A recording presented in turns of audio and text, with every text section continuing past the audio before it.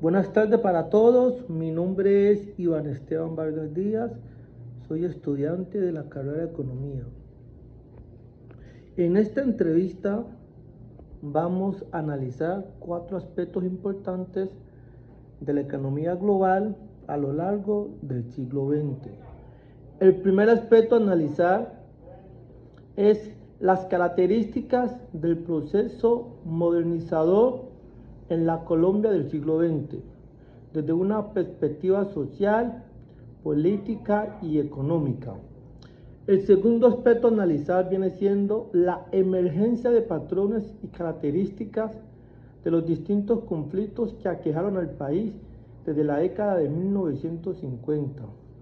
El tercero va a ser el desarrollo de los distintos procesos de paz con los aciertos y sus debidos desaciertos.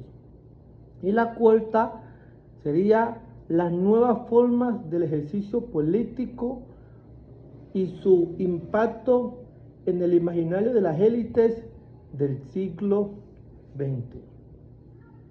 Entonces, desde un enfoque global,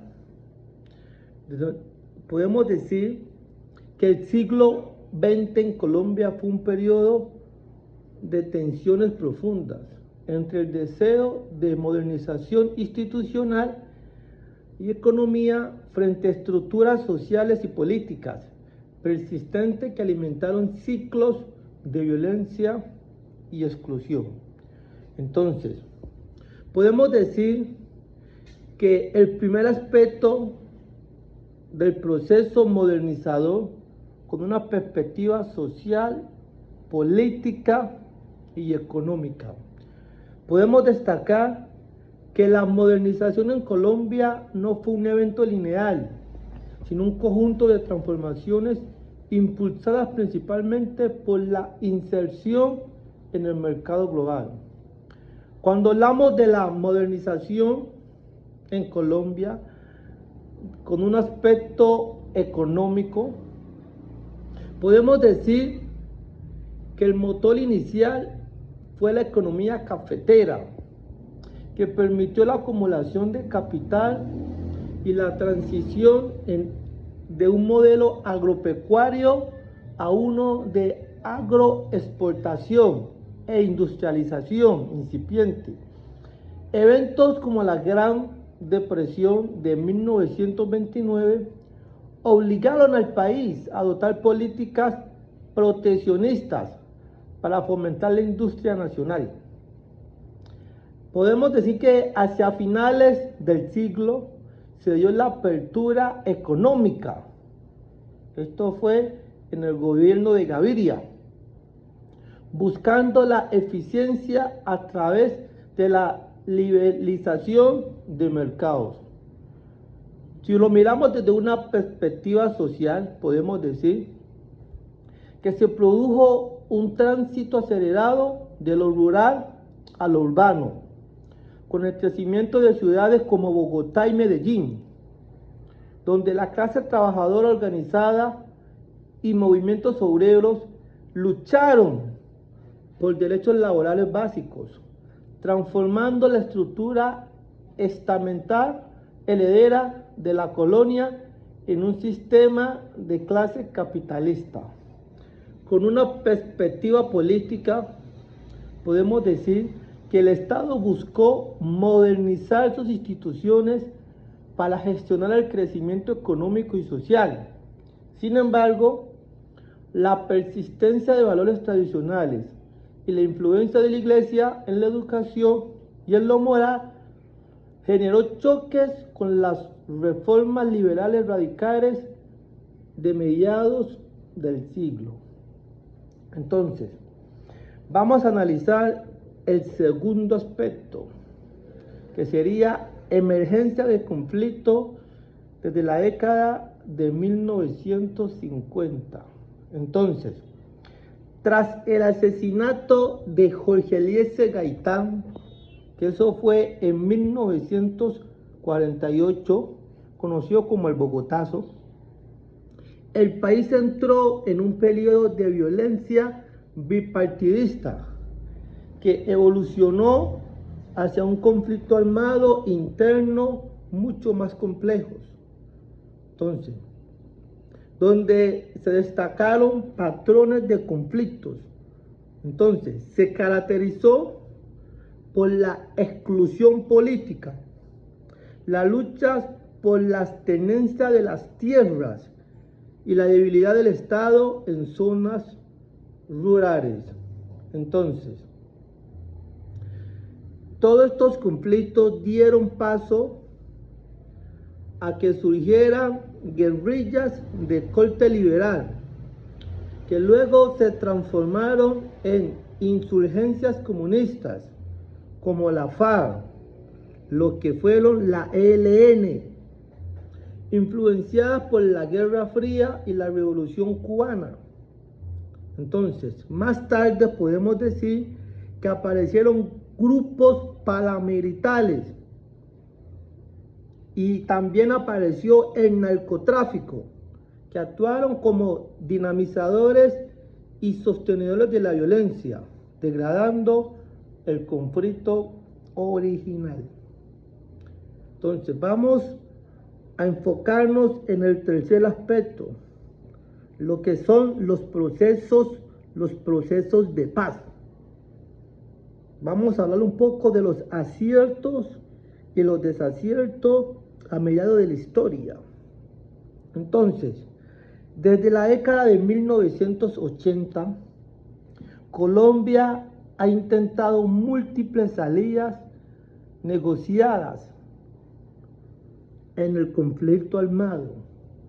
Entonces, aciertos, vamos a ver cuáles fueron los aciertos a mediados de la historia de Colombia del siglo XX. Entonces, en la Constitución de 1991, ¿no es cierto?, resultante del proceso de paz con grupos como el M-19, el EPL y el Quitin Lamet, transformó a Colombia en un Estado social de derecho y amplió la participación política.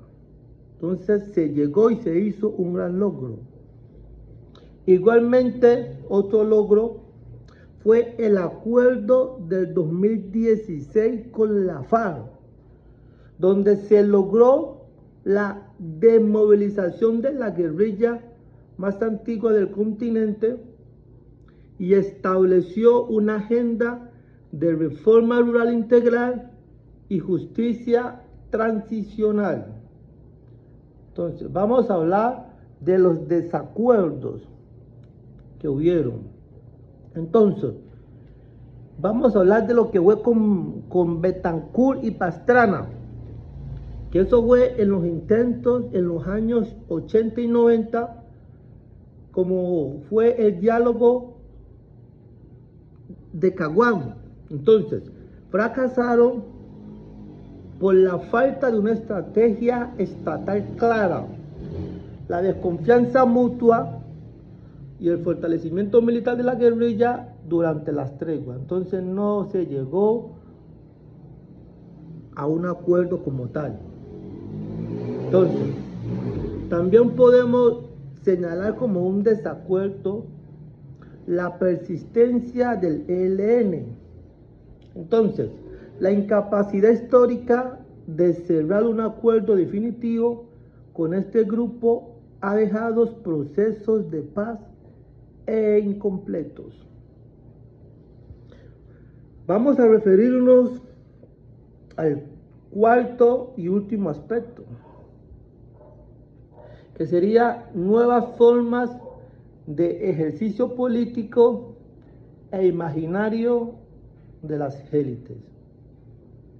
Podemos decir que la política del siglo XX evolucionó desde un bipartidismo cerrado hacia una apertura democrática condicionada. Entonces, hacemos referencia al Frente Nacional, que fue en el año 1958 hasta el año 1974, donde fue un pacto de élites para detener la violencia bipartidista mediante la alternativa del poder. Aunque trajo estabilidad institucional, fomentó la exclusión de terceras fuerzas, lo que irónicamente alimentó el surgimiento de guerrillas. Entonces, impacto en el imaginario de las élites.